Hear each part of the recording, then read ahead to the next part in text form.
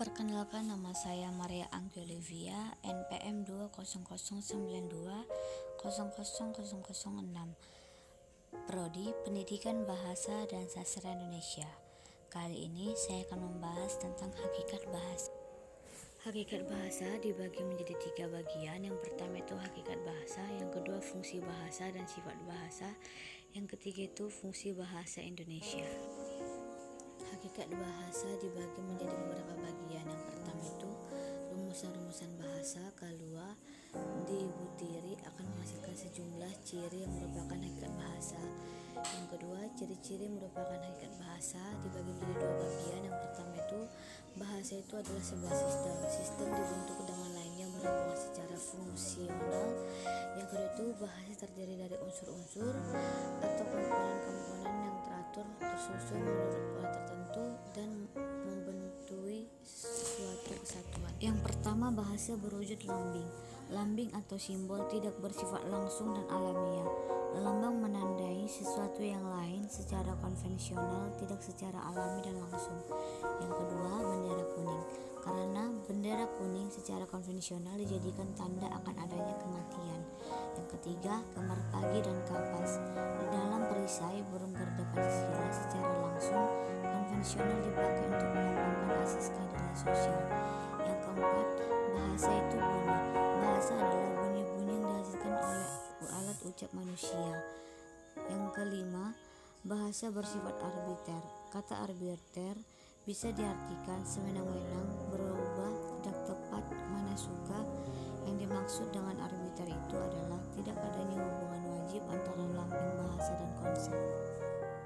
Selanjutnya itu fungsi bahasa dan sifat bahasa. Fungsi bahasa menurut Vino Hinari membagi fungsi bahasa itu atas 5 bagian, yaitu pertama personal, kedua interpersonal, ketiga direktif, keempat referensial, dan yang terakhir imajinatif.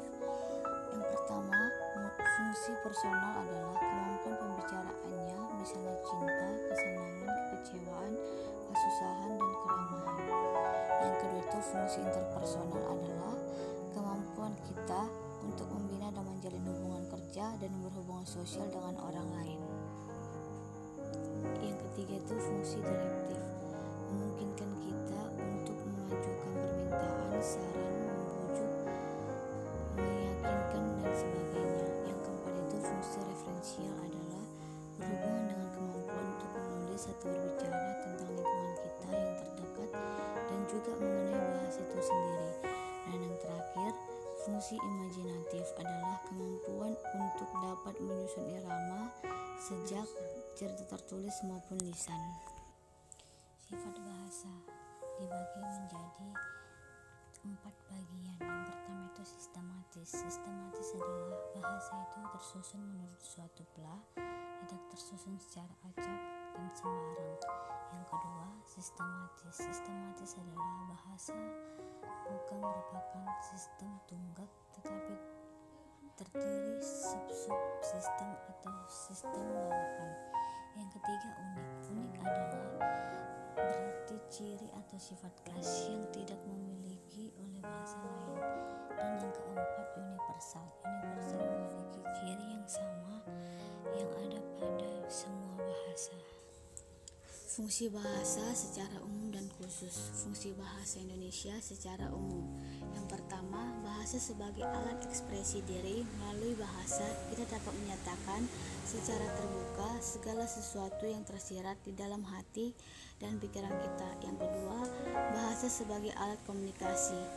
Dan ada 2 cara berkomunikasi. Yang pertama, verbal, dilakukan menggunakan alat atau media bahasa secara lisan atau tulis. Yang kedua, nonverbal, dilakukan menggunakan media berupa aneka simbol, isyarat, kode, ataupun bunyi. Yang ketiga, bahasa sebagai alat integrasi dan adaptasi sosial. Pada saat beradaptasi di lingkungan sosial, seseorang akan memilih bahasa yang digunakan tergantung situasi dan kondisi yang dihadapi.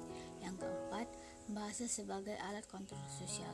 Contoh yang menggambarkan fungsi bahasa sebagai alat kontrol sosial yang sangat mudah kita terapkan adalah sebagai alat peredam rasa marah. Menulis merupakan salah satu cara yang sangat efektif untuk meredam rasa marah kita. Hakikat pendekatan komunikatif menurut Syafi ada 8 hal yang perlu diperhatikan. Yang pertama, teori bahasa. Pendekatan komunikatif berdasarkan pada teori bahasa yang menyatakan bahwa pada hakikatnya bahasa itu merupakan suatu sistem untuk mengekspresikan makna. Teori ini lebih memberi tekanan pada dimensi semantik dan komunikatif. Oleh karena itu, dalam pembelajaran bahasa yang berdasarkan pendekatan komunikatif, yang perlu ditonjolkan ialah interaksi dan komunikasi bahasa, bukan pengetahuan tentang bahasa. Yang kedua, teori belajar. Pembelajar dituntut untuk melaksanakan tugas-tugas yang bermakna dan dituntut untuk menggunakan bahasa yang dipelajarinya. Teori belajar yang cocok untuk pendekatan ini ialah teori pemerolehan bahasa. Kedua, secara alami. Teori ini beranggapan bahwa proses belajar bahasa lebih efektif apabila bahasa diajarkan secara informal melalui komunikasi langsung di dalam bahasa yang sedang dipelajari. Yang ketiga itu tujuan. Tujuan yang ingin dicapai berdasarkan pendekatan komunikatif merupakan tujuan yang lebih mencerminkan kebutuhan siswa, yaitu kebutuhan berkomunikasi. Maka tujuan umum pembelajaran bahasa ialah mengembangkan kemampuan siswa untuk berkomunikasi ataupun kompetensi dan performansi.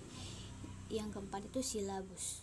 Silabus disusun searah dengan tujuan pembelajaran. Yang harus diperhatikan ialah kebutuhan para pembelajar, tujuan-tujuan yang dirumuskan dan materi yang dipilih harus sesuai dengan kebutuhan siswa. Hakikat bahasa. Yang pertama, bahasa itu adalah sebuah sistem, yang berarti bahasa memiliki susunan teratur berpola yang membentuk suatu keseluruhan yang bermakna atau berfungsi. Yang kedua, bahasa itu berwujud lambang. Kata atau gabungan kata dalam bahasa terdiri atas lambang-lambang bunyi. Contohnya adalah huruf A sampai Z dalam alfabet. Yang ketiga, bahasa itu berupa bunyi, namun spesifik terhadap bunyi-bunyi bermakna yang dihasilkan oleh alat ucap manusia. Bunyi tersebut dengan font atau fonem, contoh bunyi di luar seperti bersin dan batuk. Yang keempat, bahasa itu bersifat arbiter, dipilih secara acak tanpa alasan tetapi berdasarkan kebiasaan. Contoh, sepatu disebut sepatu, mengapa tidak disebut alas kaki? Karena bahasa itu arbiter ataupun mana suka. Yang kelima, bahasa itu bermakna. Kata atau morfem pada dasarnya telah memiliki makna, namun jika disusun dalam kalimat tidak bermakna, pada kalimat tersebut bukanlah bahasa. Oleh karena itu, segala ucapan yang tidak bermakna bukan bahasa. Yang keenam, bahasa itu bersifat konvensional. Bahasa haruslah mematuhi konvensi bahwa lambang tentu digunakan untuk mewakili konsep yang diwakilinya. Jika tidak dipatuhi, maka akan terjadi hambatan komunikasi yang terjadi karena hambatan bahasa. Yang ketujuh, bahasa itu bersifat unik atau memiliki ciri khas spesifik yang tidak dimiliki oleh bahasa lain. Contohnya, susunan kata dalam kalimat bahasa Indonesia sangat menentukan makna, sedangkan dalam bahasa Latin tidak. Yang kedelapan, bahasa itu bersifat universal. Bahasa itu bersifat universal. Meskipun unik, bahasa tetap memiliki ciri yang sama yang dimiliki oleh semua bahasa. Misalnya, setiap bahasa memiliki kata-kata berkategori nominal, verba, adjektiva, Setiap bahasa juga memiliki unsur konsonan dan vokal. Yang kesembilan, bahasa itu bersifat Artinya bahasa banyak unsur yang tidak menghasilkan terbatas jumlahnya. Contohnya, dari beberapa huruf akan tercipta dari banyak kata beberapa yang berbeda. Dari huruf beberapa akan kata tercipta banyak kata yang kalimat berbeda. yang Dari berbeda. beberapa kata Yang akan ke-10, tercipta banyak bahasa kalimat yang itu berbeda. variasi. Yang ke-10, Suatu bahasa dapat memiliki bervariasi. bermacam ideolek, Suatu bahasa dialek, dapat dan ragam yang memiliki berbeda. bermacam Ideolek ideolek, adalah dialek, variasi bahasa dan yang ragam bersifat yang berbeda. perorangan. Contohnya, Ideolek setiap adalah orang variasi bahasa yang memiliki bersifat gaya perorangan. bicara Contohnya, setiap yang orang berbeda. Dialek adalah memiliki variasi gaya bahasa bicara yang yang berbeda. digunakan Dialek untuk adalah sekelompok variasi masyarakat pada bahasa suatu tempat yang tertentu. digunakan oleh sekelompok Oleh karena masyarakat itu, pada suatu tempat bermunculan tertentu. Oleh karena variasi itu, bahasa Sunda, bermunculan bahasa Jawa, variasi bahasa Sunda, Flores. bahasa Jawa, dan Yang bahasa 11, Flores. bahasa itu bersifat dinamis. Perkembangan budaya suatu masyarakat bahasa akan berakibat pula pada perkembangan bahasanya. Suatu kata dapat meluas dan menyempit maknanya. Berbagai dialek akan terus bermunculan, dan kosakata suatu bahasa akan terus bertambah. Yang terakhir, bahasa itu bersifat manusiawi. binatang tidak dapat menyampaikan konsep baru atau ide baru dengan alat komunikasinya. Sekian dan terima kasih buat pertemuan kedua mata kuliah pragmatik.